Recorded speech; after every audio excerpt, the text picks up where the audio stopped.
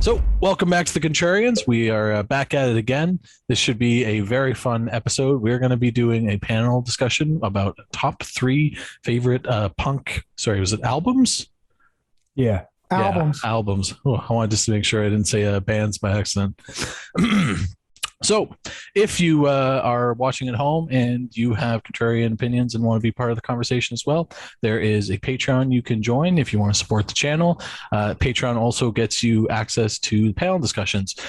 There's also a T Public if you want to get some t-shirts. There's a Ko-fi if you want to get Martin a coffee, I think is the phrasing they use it for one-time support. And also, of course, Martin Popoff's books. Make sure, go check out the man himself. So today we're doing top three favorite punk albums. I'm going to share a video from Martin. I've not actually watched this, so this is a surprise for all of us. So, hey guys, sorry I couldn't be there tonight. A last-minute family outing situation came up. We're going to go to the Jays game. It starts at 3:07. We're probably going to have dinner afterwards. So, unfortunately, I am missing this situation. This is one I really wanted to be there for to see what all you guys picked for your top three favorite punk albums. I'm definitely going to be watching this one as soon as Marco gets it posted. Dying to see the results, but I thought I'd just send in a quick video showing my favorite three. I've seen you guys do this before, so I figured, hey, I could do it too. So let's go with this. So my third favorite punk album of all time, I'm going with The Clash. This record has so much punk atmosphere. It has the politics. It has the shouty vocals from Joe, the weird kind of innocent sounding childlike vocals from Mick. Just a lot of good short songs. There's a lot of complication between the two issues of this album, or maybe there's more than two issues. But anyways, mine's the Canadian one. A lot of different tracks on them. I think the later one, I think the later American version has more good songs on it, but this just has a lot of great punk classics. The recording's pretty good. I don't really mind the recording too much on it. Just a lot of good variety, but this always struck me as a really good, this is kind of a change for me. I mean, I usually pick Give 'Em Enough Rope as my favorite Clash album, or not even, well, yeah, I guess I have. I've done a Contrarians on it, but London Calling as well, I probably even like more than this album.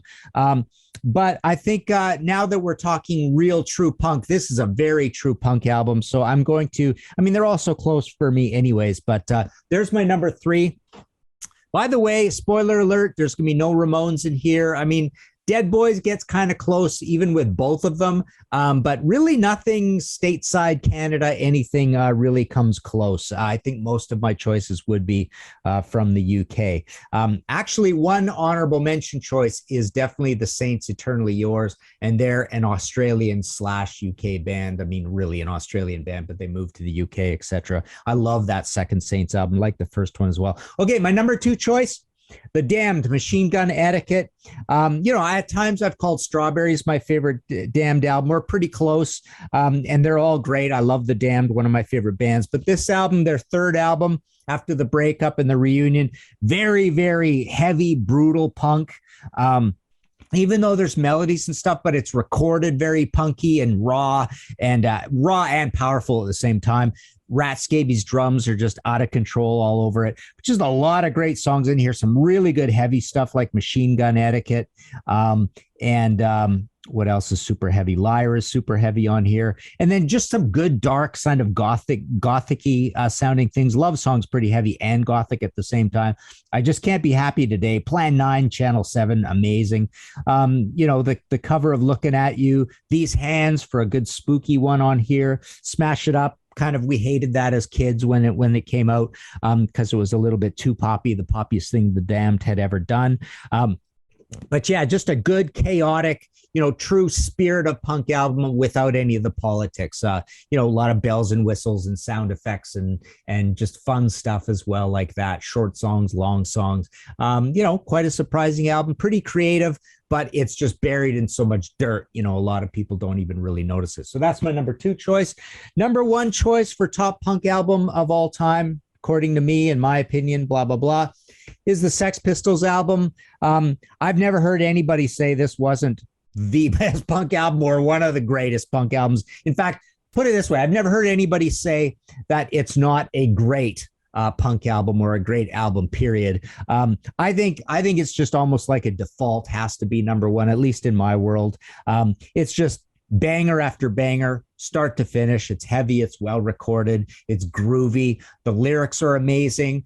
Johnny's vocals are amazing. The gang vocals again, which scared the bejesus out of us as 14-year-old kids. You know, that's the thing that you get on out of the Clash as well.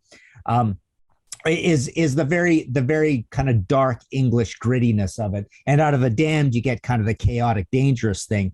On here, you get kind of the world is ending apocalyptic feel to, you know, what Johnny's saying and the way he's saying it, sort of thing. And the riffs are amazing. The guitars sound great. The drums are great. You know, Cookie with that you know, always smashed ride and crash all the time. Like just a lot of really cool. And it's just massaged in there so well by the producer Chris Thomas, I believe it is, right? But yeah, that's kind of always been my favorite. It's a hard one not to say is a favorite. The band only made the one album. But there you go. So I've got Machine Gun Etiquette from 79. This is from 77. The Clash's first album is from 77. Very, very close would be Give 'Em Enough Rope from 78 and Eternally Yours from 78. Followed maybe by The Saints, I'm Stranded from 77. Love the Boomtown Rats first album. Very, very close as well would be the first, second, third Buzzcocks albums. So those would all be in there pretty high. And then after that, I think it starts kind of fading away. I can't think of maybe the first two Lurkers albums, the Adverts album. What else would I put in there? Not really Eater, not really the Adverts or Eater, frankly. But that first Boomtown Rats album I really like, produced by Mutt Lange, pretty heavy, very well recorded. So there you go. Again, sorry I couldn't be there, but I'm dying to see all your guys' picks. This was one I definitely wanted to be there for, but I figured, you know what, I'm just not going to be able to get back in time. So I thought I would shoot this video. Thanks again. Talk to you guys later. I think we will go, let's go everyone's third, and then we'll go around with everyone's second, and then we'll go around with the top pick, if that works for everyone here. I'm super excited to hear what everyone's got to say, so I'm going to shut up, and we'll just get started. Peter Kerr, your third favorite punk band. Well, I'm not going to do the top three because that's impossible. So I'm just going to put three favorite punk albums at this point in time, because I think it's, as a task, it's just impossible. There's just so many. So the first one I'm going to put up is a band that put this out in 1983, Charge GBH, City Babies Revenge. So when I was in like the late 80s, I was getting into speed metal, thrash metal. This fell right in the wheelhouse. It's if you like Motorhead, if you love the sound of thunderous drums, double kick, it is just right in your neck of the woods. It's an album about urban decay. It's really grungy. It's fast. This band sort of influenced so many outfits like Metallica, Nirvana, cited them as one of their favorite bands, Celtic Frost. It really is one of those cross-genre bands. But City Babies Revenge, you know, that's my pick. That was the second album. I think some of the key tracks, City Babies Revenge, Pins and Needles, Diplomatic Immunity. As I said, it's political, it's angry. There's just total urban decay. And if you look at the band on YouTube, they look punk.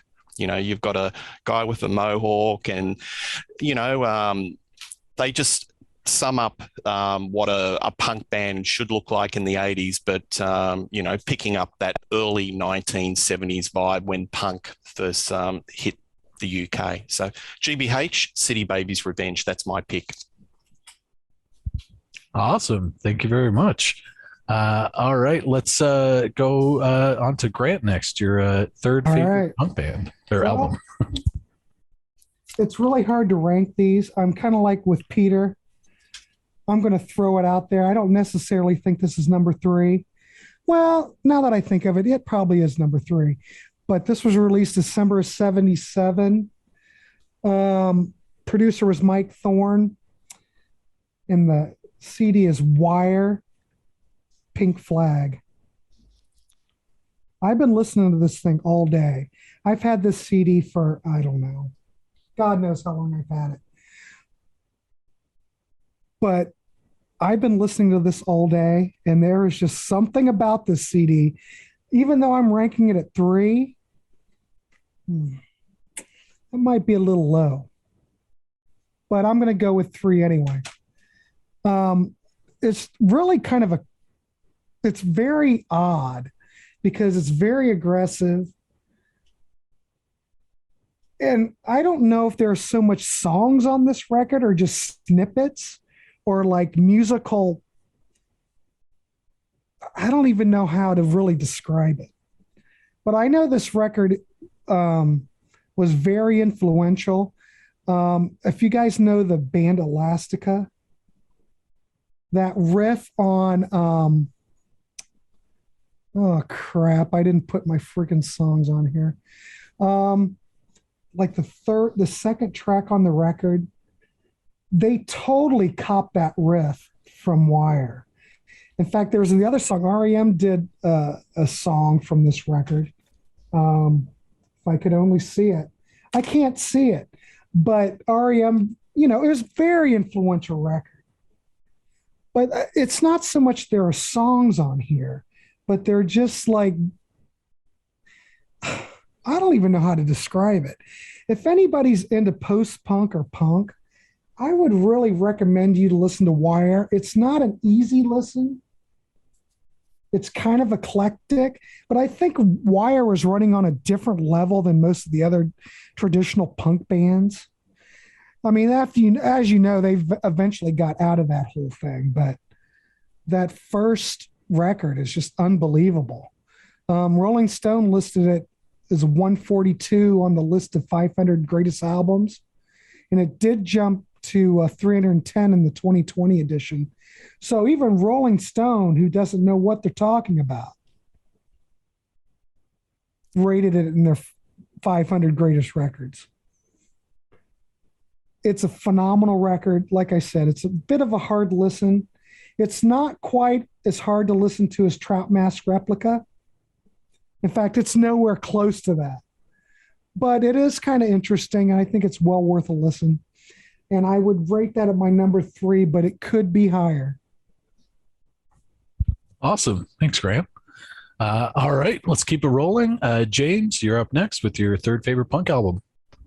Okay. My third favorite at this point is Misfits, Earth AD, their second album.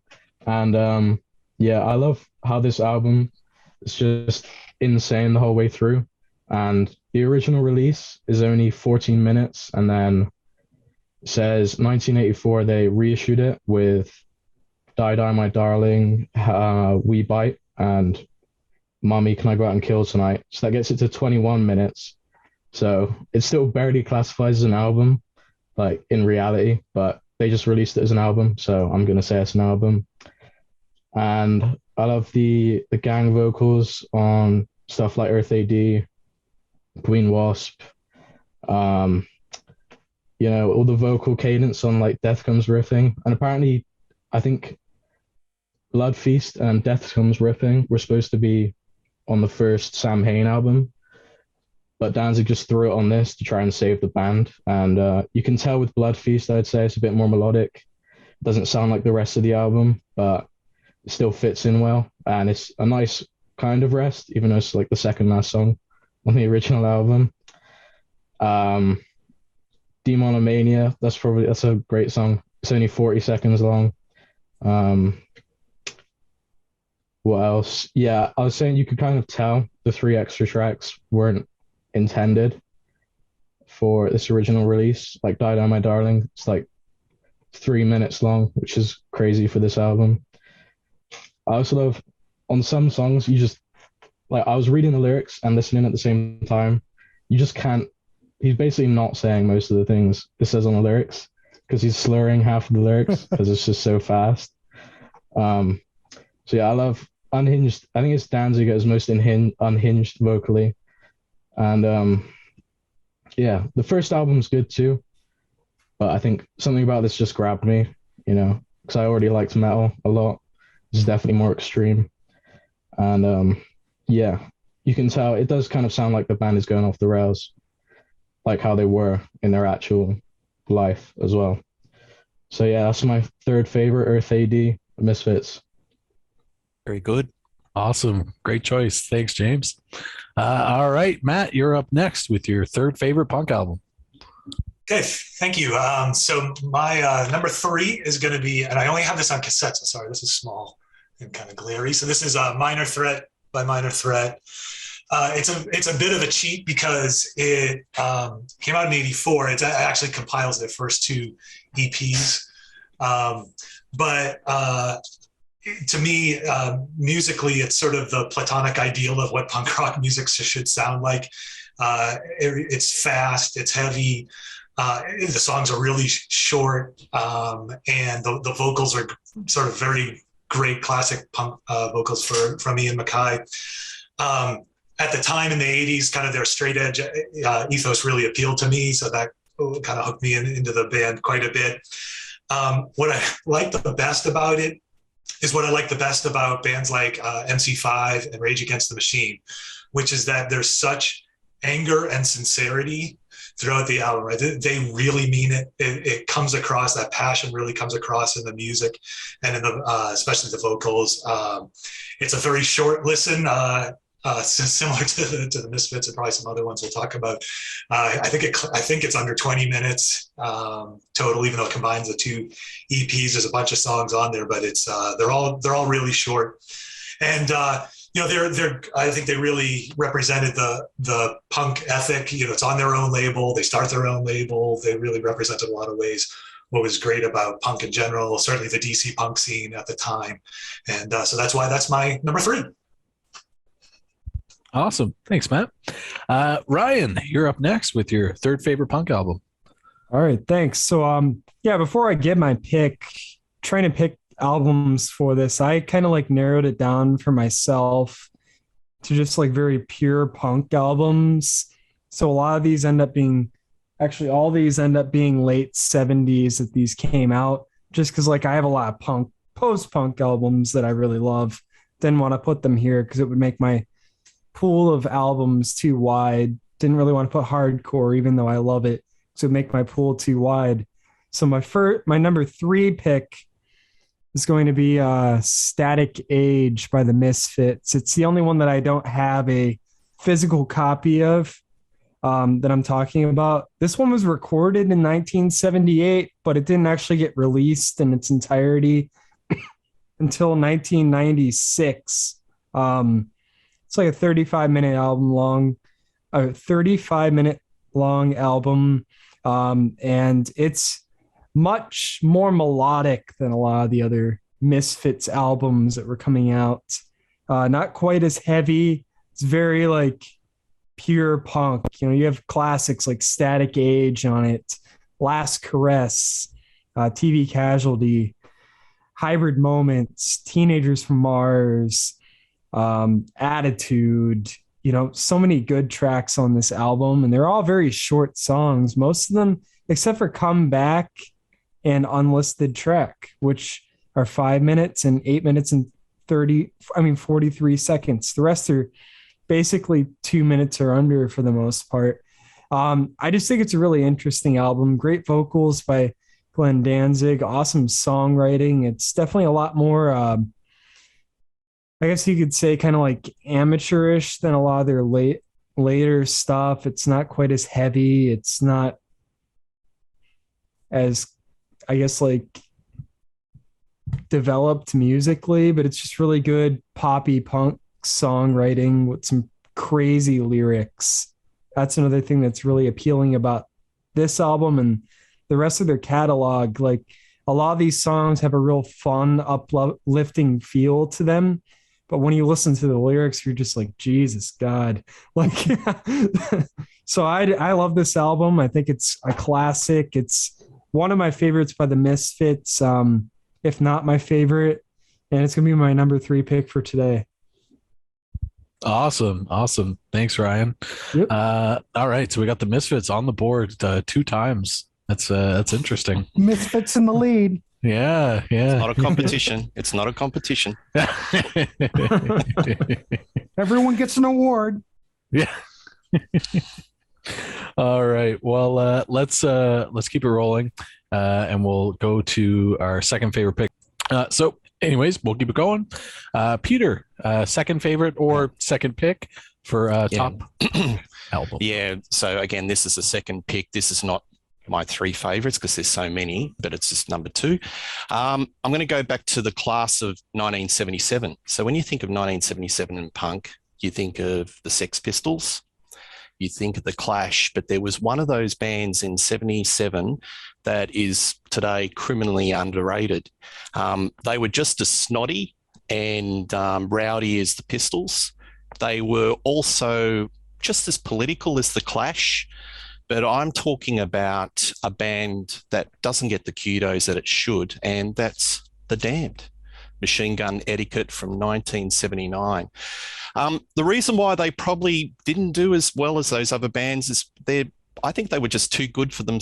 They were just too damn good. Their musical palette was broad. So they started off punk, then they went into a little bit of psychedelia. Then they went, Britpop before Britpop, and possibly got into the Gothic side as well. So their canvas is just so wide. They could thrash it out like the rowdy punk bands, but they could also do pop, perfect pop, and trouble the charts. But this album, it's one of my favorites. It's got Smash It Up. It's got Love Song, Melody Lee. The lineup are one of my favorite damn lineups of Dave Vanian, Captain Sensible. I mean, his guitar work. I mean, he originally was the bass player in the first album, Damn, Damn, Damn, and then switched over on the third album, and he became the guitar player. And his guitar work is just sublime. Rat Scabies, what a drummer. He's little, Rat Scabies loves surf rock and his little drum fills. And he was so good that, Jimmy Page wanted him on the Outrider album. So he is just a great drummer. And Algie Ward played bass from Tank. So this came out in 1979. I think it was on the Chiswick label. Another reason why the Damned didn't do so well, they had so many damn labels. They started off on Stiff Records, Chiswick. They ended up on MCA, and now they still record today. They've got a discography about 13, 14, which I'm kind of looking through at the moment. And a lot of it's self-funded. But they don't have the kudos that, the Pistols and the Clash get or got, and they should, because they're fantastic, because they've just got a great sense of melody, musicianship, but even lyrically, they're anti-establishment, they're political, they're angry, and they can just rough it up with the big boys. So that's my pick. Machine Gun Etiquette. It's, is it the best Damned album? Maybe not. There may be some others, but I like it. As of today, it's my number 2 pick, Machine Gun Etiquette. Awesome. Excellent. Yeah. Thanks, Peter. Grant, you're up next with your second pick. Well, my second pick, now we're going to the 1 and 2. So this isn't too surprising because it is a classic, released April 23rd, 1976. All I'm going to do is read side 1, and then that's pretty much all you have to know about to figure it out. Blitzkrieg Bop, Beat on the Brat, Judy is a Punk, I Want to Be Your Boyfriend, Chainsaw, Now I Want to Sniff Some Clue, Dee Dee Ramone's best work probably, and I Don't Want to Go Down to the Basement. I don't have a copy of the first album, but I've got the 1 CD with both albums on it. I mean, what can you say about the first Ramones album that hasn't been said? I mean, for crying out loud, look at Peter's backdrop, CBGB, for crying out loud. Rolling Stone ranked it number 33 on the 2000 list of the 500 best albums. And it's just an iconic record. It spurred the whole punk movement, I guess. I'm assuming it did. That's the legend. It's just one of my favorite. It's definitely my number 2 record. I don't really have to say much more than that. Oh, wow. Very, very concise. That's very punk of you. Well, it's the first Ramones album. What more can you say that hasn't been said? And no guitar solos, Grant. No guitar solos. And no guitar solos, because they would have fit really well in the 90s, because we didn't have guitar solos in the 90s. So straight to the point, that album. Straight to the point. Brilliant. It can't be more than 20 minutes long. But nice. 1, 2, it's just DD counts everything in. It's just bang, bang, bang. The first song's 2 minutes and 12 seconds, 2:30, 1:30. I mean, it's just, they're just firing it off. Such a great record. And how many bands did they spawn? There'd be no Green Day, no Offspring, no anybody. Pseudos wearing those T-shirts either. Right. It's true. All those actors that wear the Ramones T-shirts that don't even know who the Ramones are. Name 3 songs. I've done that a few times. Rock and Roll High School. Ramones and Misfits both have more T-shirts than albums sold. Yep. If only those residuals went to them when they were alive. You know what I mean? Because they always look like they lived in squalor, didn't they? They just look like they were just on Skid Row. But if all the residuals of those T-shirts went to them, they would have been a lot better off. It's a bit sad. I wonder if that record even went platinum. I'm sure it's went gold. It's gone gold, but it went gold like Uh-oh.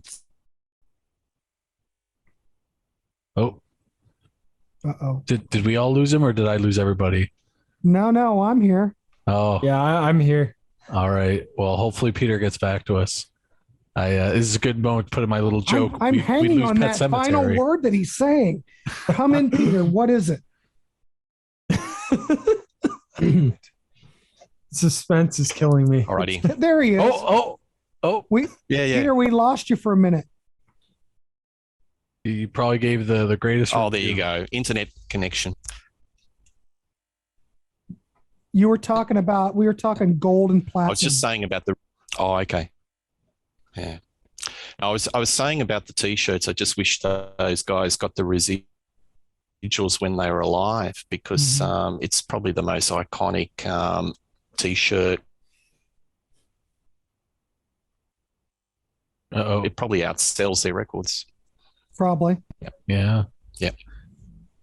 All right. Anyway, that's my number 2, boys. That's my number 2. Well, great pick. I was also say, we'd also lose out on the movie Pet Sematary if it wasn't for the Ramones, which is another great connection.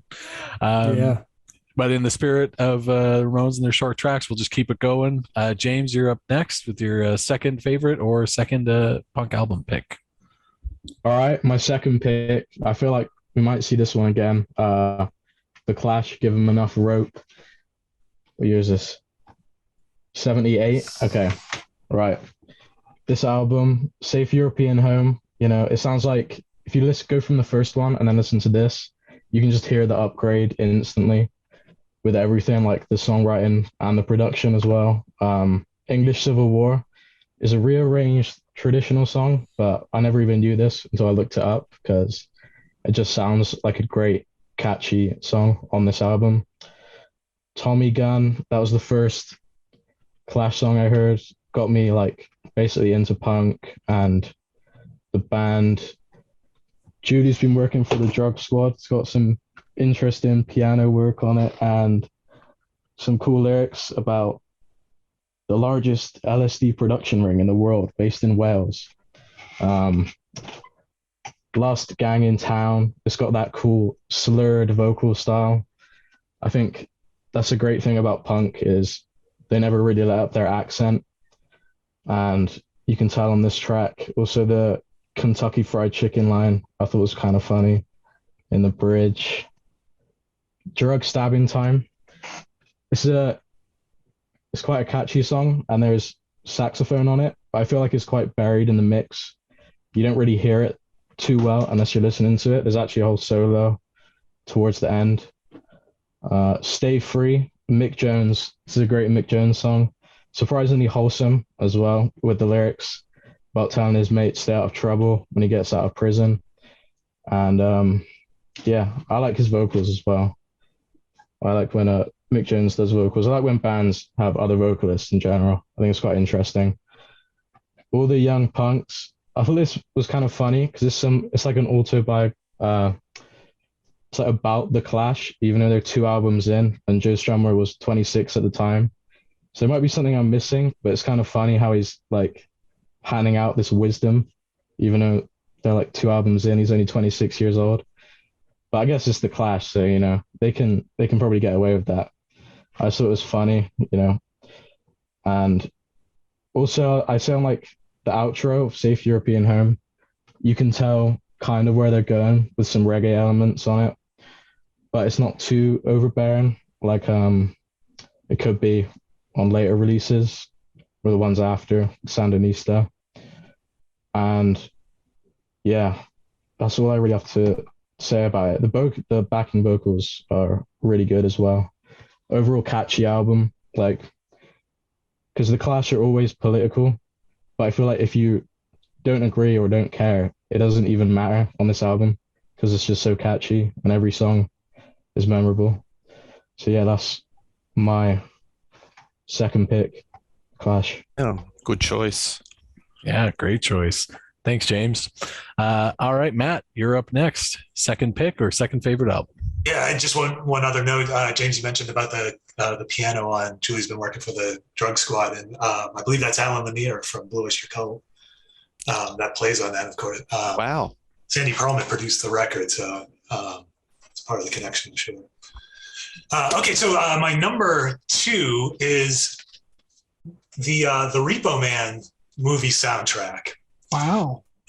So first of all, Repo Man is my all-time favorite movie. I think it's the most quotable movie of all time. There's my special California license plate DVD edition. Love that movie. And the soundtrack is really a great, I guess, encapsulation of the early 80s hardcore LA punk scene. So you've got bands like Black Flag, you've got TV Party on it, you've got Suicidal Tendencies with Institutionalized, Coup d'etat by Circle Jerks, Let's Have a War by Fear. So there's a lot of classics from that, both time period and place. And then also on top of that, you've got this great title track by Iggy Pop, who's like proto-punk godfather. And to have him on here with then sort of these early 80s hardcore bands, I think it works really well. There's a kind of a weird Modern Lovers cover on there as well. And anyways, those songs are worked well into the movie. The movie's a phenomenal movie, but they also stand alone as just great punk songs. So the album is just a great listen. That's my number 2, the Repo Man soundtrack. Who put that soundtrack together? I think the Plugs had a lot to do with, because they do the actual, I believe they do the soundtrack, the actual music that's playing along with the movie, not the songs that are included in the movie. And then they've got 2 songs on here. But great, I'm not really sure of kind of how they pulled it together and who made the choices and everything, but it's some great selection. But either way, it was magic in a bottle. Sure was. Lightning in a bottle, whatever that means. Yeah, both. They captured lightning in a bottle, whatever. For sure. Awesome. All right. Well, another very true to punk short review. We'll keep it going. Ryan, your second favorite punk album, please. All right. So my number 2 pick is the Damned. Iconic debut. I'm a sucker for punk debuts. Go. I think that a lot of the band's debut records end up being the one that I love the most just because of how raw and hungry they sound on them. And I think this one's no exception for me. Is it the best Damned record? I'm not sure, but I've always loved it. It was the one that got me into the band. It's one of the first albums that really got me into punk. Right off the bat, you have Neat, Neat, Neat, which is such an amazing, heavy song. Great riff and intro, that drum fill going into it, and then it just like all bursts out. And great. I love the vocals on that one so much. You know, you have Fan Club, which is another classic. I Fall, Born to Kill, Stab Your Back is a really good one. Feel the Pain, New Rose, which is amazing. I think that was the first single that the band put out, actually. Really catchy song. Fish, I See Her Tonight, One of Two, So Messed Up. And then I Feel All Right, which is a cover of the Stooges, 1970, which is off of one of my favorite albums of all time, The Fun House. I think that this band kind of feels like the Stooges a lot on this album for me, even more than just that one song. I think there's a raw danger to them. Still some really good songwriting as well, though.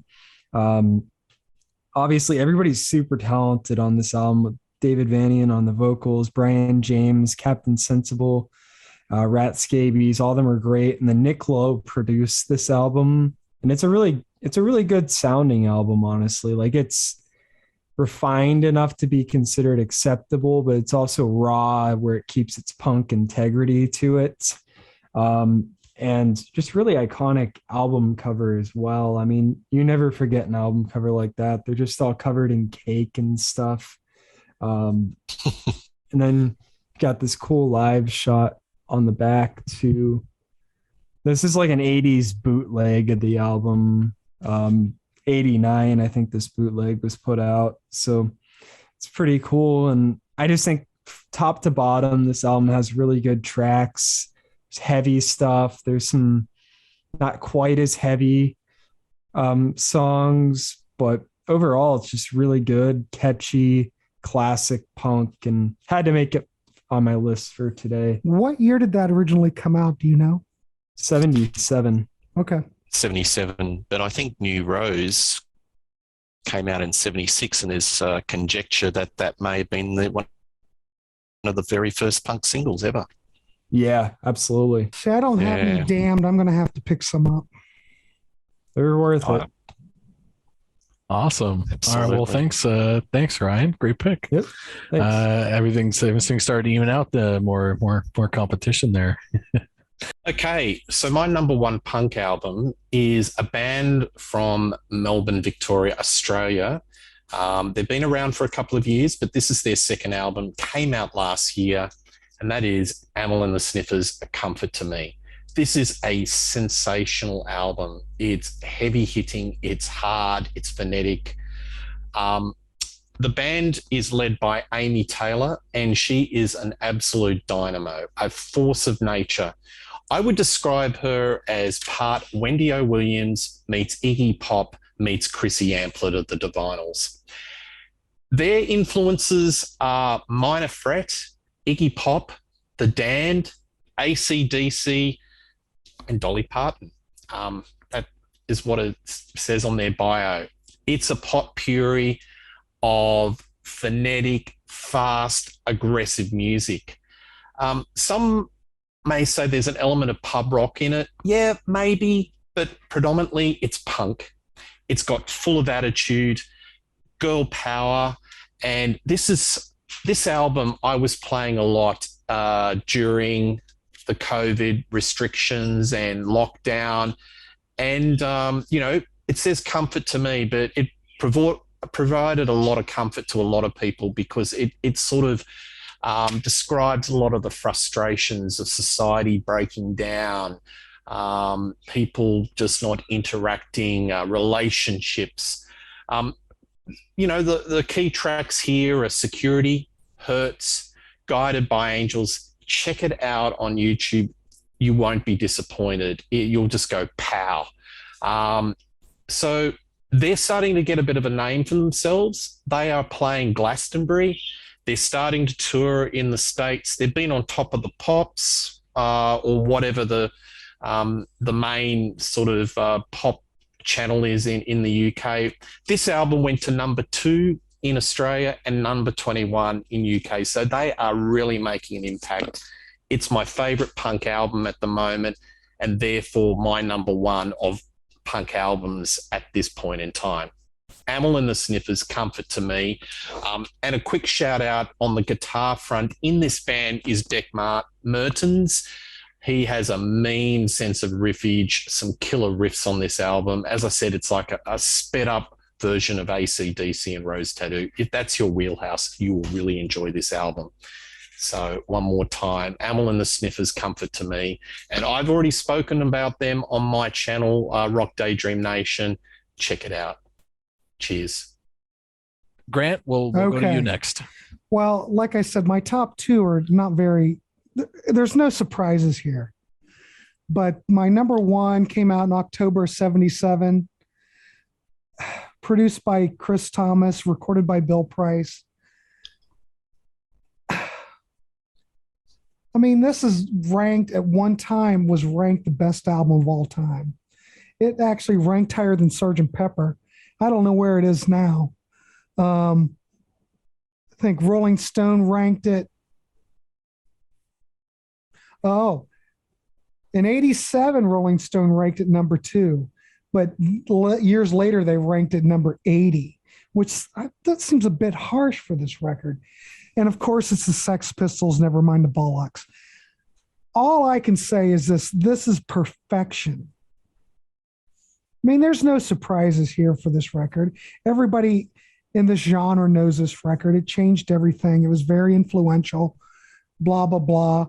If you look at the reviews across the board, Robert Christgau gave it an A, Rolling Stone gave it an A, Spin gave it an A. Everybody is all on board that this is the top-notch, best punk record of all time, and I would have to agree. The production's great. Steve Jones' guitar sound is just killer on this record. I mean, all the songs, not only do they have that punk edge to them, but the songwriting for a bunch of guys that really didn't write songs. I don't know if maybe Chris Thomas was just absolutely brilliant with these guys, but all the songs on here are all very memorable, catchy. I mean, you know, of course, God Save the Queen and Anarchy in the UK were, of course, singles, but I mean, there are other songs in here that could have been singles as well. I mean, as far in my book, there's no other album that could even come close to this record. It's just iconic, and it still stands up today. It's not a surprise number 1, but that's my number 1. All right. Awesome. Well, thanks, Grant. It's a great pick. Great number 1 pick too. Why don't you tell the people at home where they can find you and a little bit about yourself? I have a YouTube channel that I started like a month ago, Grant's Rock Warehouse. And last night, Peter Kerr and I interviewed Prescott Niles from the Knack. And that video is up on his channel and my channel too, which we had Prescott, we're supposed to have him for 15 minutes or so. It went to 2 hours. It was total great. Hours. Yes, yeah. It was amazing. To talk to somebody with his career and the experiences he's had. I mean, the guy was at Woodstock. The guy met Hendrix. Whether you're into the Knack or not, if you're into rock history, it is a must listen, because Peter and I just totally were in awe that I thought, well, okay, give him 20 minutes. Maybe he'll go a half an hour. He could have gone for 3 hours, Grant, I reckon. We could have kept going. He was on a roll. Of course, I ran out of questions. I'm sure I could have rallied. I mean, we went through all the Knack records and everything. It was great. Yeah. But that, and then Todd Evans and I also have a series that we're going to be following up on, where we've looked at Matthew Sweet's, we've ranked his albums, and we've ranked like our top 10 songs. Next week, we're going to record a show where we're going to look at Matthew Sweet's first 2 albums Inside, and Earth. And we're going to discuss those. So we're just going to go right through the whole catalog. It'll take us a year. There's 15 albums, but it should be fun. And then another obscure albums part 2's coming up. And Monday we're doing recording bands in the 70s that went into the 80s. Which bands made that transition from the 70s to the 80s well, and which bands made that transition not so well. So that'll be a good discussion, and I think we may live stream that one for the hell of it. Nice. You should totally go for it. Live stream is it's always. I mean, it's the same thing whether you're live streaming this or you're not. It's no different.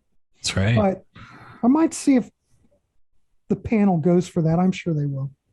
Awesome. Well, everyone, go out there and support Grant. And Grant, thank you for being on the Contrarians tonight. Yeah, appreciate fun. it. Thanks for having me. Oh, thank you. Let's go to James next. James, let's get your top pick. All right, my number one. I feel like it's a classic album, but not many people might put it as their favorite, and that's "We Are the League" by Anti-Nowhere League, 1982. It kicks off "We Are the League." It's a great opening statement, and it shows their self-deprecating sense of humor in the lyrics, but the great riffs behind that as well. And then you got other tracks. "Woman." This is it's quite a funny idea. It's like a bait and switch ballad, which ramps up in the second half with all these aggressive lyrics. That was a great live song. "Can't Stand Rock and Roll." This is a good song because you can tell, listen to their music, they're influenced by rock and roll, but they just decide to like completely troll rock and roll anyway, just because that's what they love doing. "We Will Not Remember You." That's one of my favorites. Great lyrics on that. "Snowman" has this intro, which is great. I feel like, I don't know. I can't say much about this other than I feel what I'm saying is it's funny, which isn't a good thing for your favorite album. But all these songs just have like extremely simple riffs behind it. It's kind of fun. I feel like compared to this album, they're kind of like opposites in a way, because this is like deep lyrics with like catchy produced songs, and then this is just like going off. It's more like degenerate. I can see why metal people would take to this because it's not as serious or political. It has kind of like that like thrasher, sloppy edge to it, just like getting drunk and getting in fights.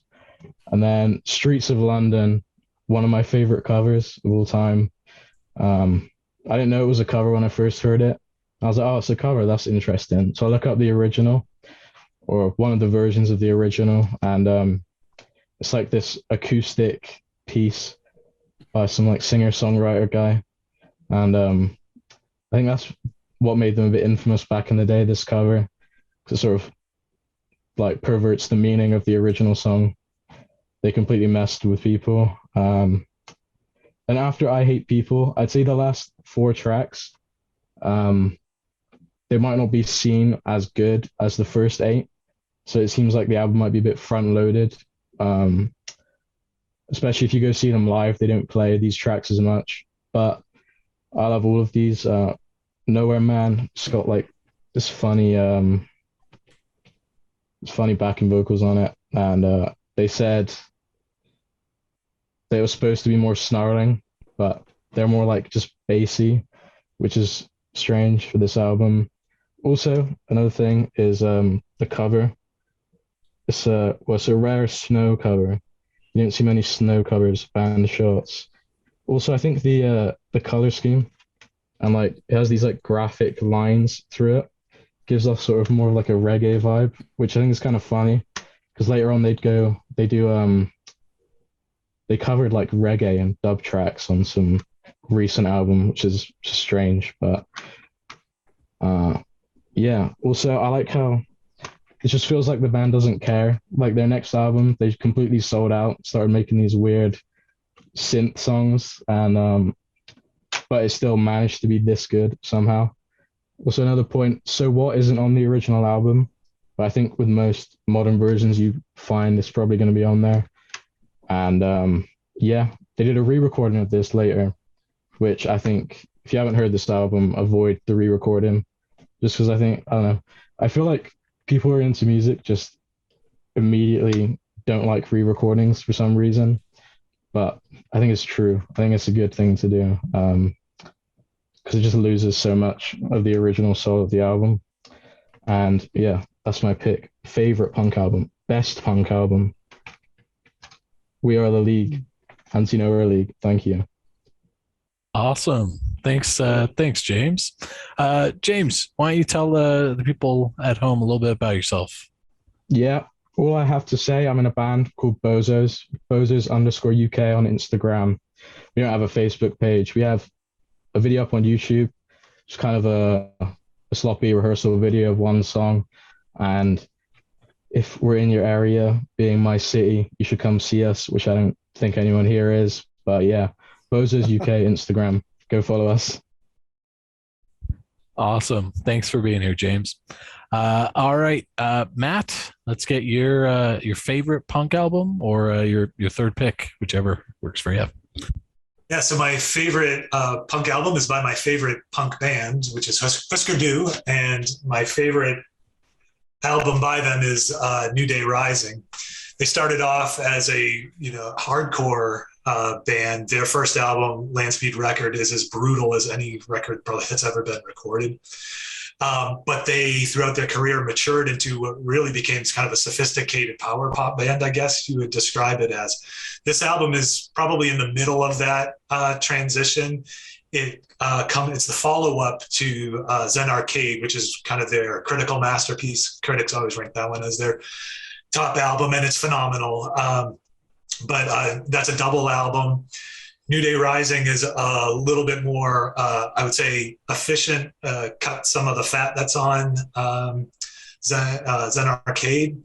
And it is still punk-ish. There are punk songs on there, but there's also just a tremendous songwriting and really leaning into their melodicism and lyrics. So there's two singers and two songwriters in Husker Du, so Bob Mould and Grant Hart. And they're really starting to stretch out as songwriters, and I think really starting to peak as songwriters on this album. Each has a stone cold masterpiece on the album. So Celebrated Summer, Bob Mould, and then Terms of Psychic Warfare for Grant Hart. They're just amazing songs. The lyrics are phenomenal, very emotional songs. And but the album's got some lighthearted moments as well. There's humor on the album. So a very diverse album. The song Plans I Make has as heavy a riff as any Motorhead song you would ever hear. It's just really, really intense. But then again, they've got some acoustic guitars in there, like on Celebrated Summer. So great transition album for a great band. When they did their last tour, they had a posthumous live album release called The Living End, which documents that last tour. And there's 5 songs from this album that they played and that are included on that record. So it was well represented in their live sets. I got to see them on that last tour. Their last album was Warehouse Songs and Stories. For the bulk of that tour, the main tour for that, they just played that album straight through, and then we do an encore of a few songs. Then a very short tour after that, where in my opinion, I haven't seen this document anywhere, but I think they know that they're breaking up, right? They are at the end of the road, and they went back and played where they had been playing theaters on that Warehouse tour. They were playing back to the small clubs that they had played previously. They went back to playing their 3-song little mini packs of how they would construct their song set. That's why they were including things from New Day Rising. I was at one of the shows that was on that tour and was on that album in the living room in Providence, Rhode Island. And at the end of the show, Greg Norton, the bassist for Husker Du, came to the exit, so sitting at the exit, and shook everyone's hand at the show on the way out. I really felt like they knew that they were kind of at the end, and this felt sort of like a goodbye tour to what was just a tremendous band. So that's my favorite punk album, Husker Du, New Day Rising. Awesome. Thanks, Matt. Why don't you tell the folks at home a little bit about yourself?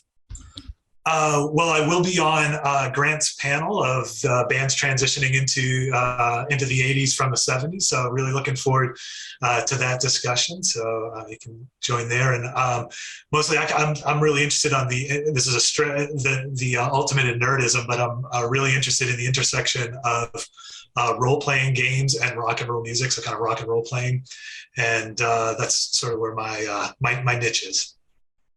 Nice. Awesome. That sounds like a lot of fun. All right. Well, thanks, Matt. We appreciate having you on here. And Ryan, let's get your top punk pick album, or your third pick if you're choosing to do it that way.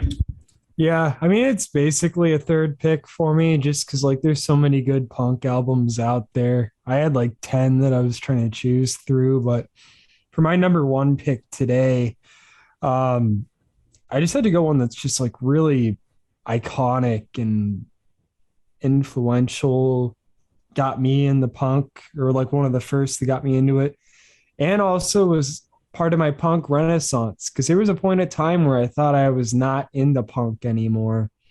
As I like got into like my 20s, I was like, do I still like it? I don't know, because I was getting into a lot of other genres of music. But then I put this album on again, and I was like, no, I still like punk. This is just such an awesome album. The Clash debut came out in 77, although in the US it was 79 that it got released, and that's what this copy is here, 79. It was produced by Mickey Foote, and this is probably the most purely punk Clash album, because after the first two, they really weren't a punk band anymore. Like London Callin's barely punk, Combat Rock is not, Sandinista is not, and then Cut the Crap is not. So like the first two are really the punk Clash albums, and I think this one's quintessential. It's about 35 minutes long. The songs are generally pretty short. They did dip a little bit into reggae on this album, Police and Thieves, which I happen to really like. I think that's cool. But just so many classic songs on here, like Clash City Rockers, White Riot, I'm So Bored with the USA, London Burning, I Fought the Law, Janie Jones, Police and Thieves, Hate and War, etc. Just classic tracks all the way through here. Really catchy songwriting. It's well produced. The band sounds awesome. And I don't know, I think this is the rawest you hear the Clash sound, probably, and it tends to be my favorite album by the band. I liked them when they were more punk, even though I love all the experimenting that they did too, but I prefer those early days more. So yeah, that's my number one pick. I think it's an iconic album, and while there was a ton of others that I could have put in that spot, it is the one that made me realize, no, I'm still a punk fan. So yeah. It's a good Awesome. choice. Yeah. Well, thank you so much, Ryan. And why don't you tell the folks home a little bit about yourself, where they can find you? A lot of places. It's busy life, but first and foremost, I have a channel. It's called Ryan's Final Destination. It's also a Facebook and an Instagram, but most of the activity happens on Facebook and YouTube. And so on my channel, we talk about a ton of different music, but one of the little niches that we have on the channel is that I and the people in my panels, including Grant and Peter, and then a ton of other guys from the Contrarians and from other channels as well, go through the complete discographies of bands, all the good stuff, all the bad stuff.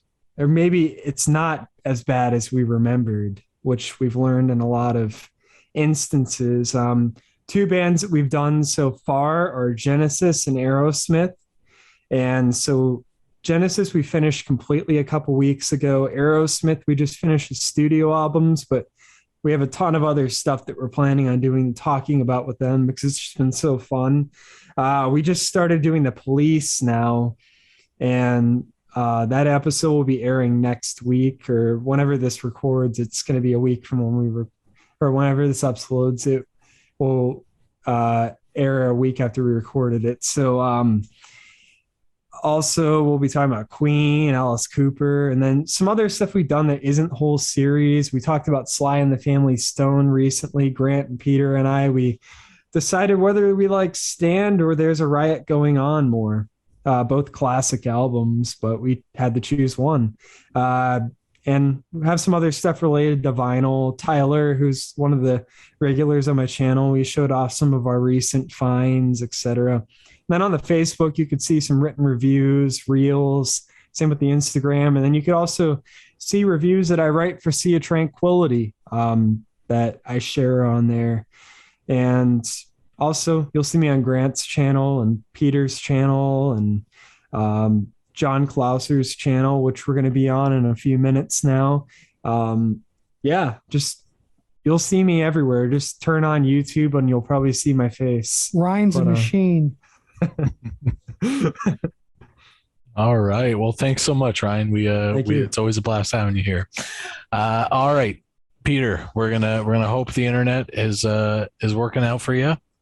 Just about my website, Rock Daydream Nation. Did a fantastic interview with Prescott Niles with Grant. So see that online. I've got a show with Martin Popoff. I'm ranking The Damned, all the albums. So that's going to be dropping soon. A lot of content coming out. Just check it out. Rock Daydream Nation. All right. Well, I think Martin will be not pleasantly surprised. Very happy with the panel's picks today. So on behalf of the Contrarians, I'd like to thank all of our panelists who showed up today. Thanks and a special thanks to Matt and James for sticking around late. Appreciate it. Thanks to all of you. I learned a whole bunch of new punk albums for me to go check out, which is great. Fantastic. Also, to all of you at home, thank you so much for watching. We really appreciate it. The channel keeps growing and we're blown away and so thankful for every view we get. So please, if you can, like and subscribe if you like the content. That'd go a long way. If you want to support the channel, there is Patreon, which will also get you access to these discussions. There is TeePublic if you want to get shirts. There's a Ko-fi if you want to do a one-time support for Martin. I think they call buying a coffee. One day I'll actually read that before I say it and we'll know for sure.